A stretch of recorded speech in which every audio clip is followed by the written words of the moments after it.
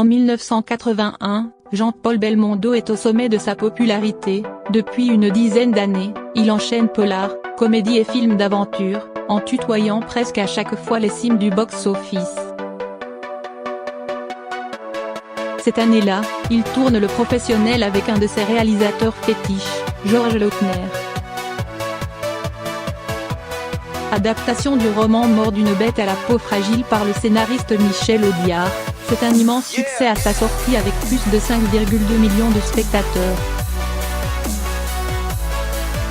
Le long métrage raconte l'histoire d'un agent des services secrets français, Belmondo, qui décide de se venger de l'État. Celui-ci l'a abandonné en le dénonçant aux autorités d'un pays africain, où il avait pour mission d'assassiner le président qui dirige son État de manière dictatoriale.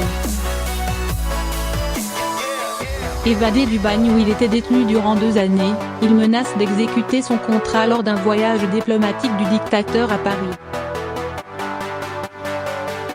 Dans cette histoire fictive de banditisme s'est pourtant glissé un vrai malfrat. En effet, dans le film, un certain Radiša Steve Jovanović apparaît dans la peau d'un agent secret.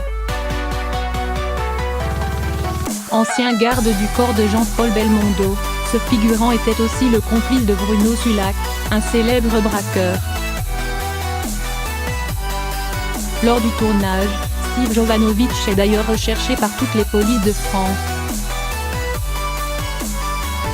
Ironie du sort, pendant une scène du Professionnel filmée dans le parc du château de Maintenon, on le voit au milieu d'autres figurants, habillés avec des uniformes de police. Mais le parallèle ne s'arrête pas là.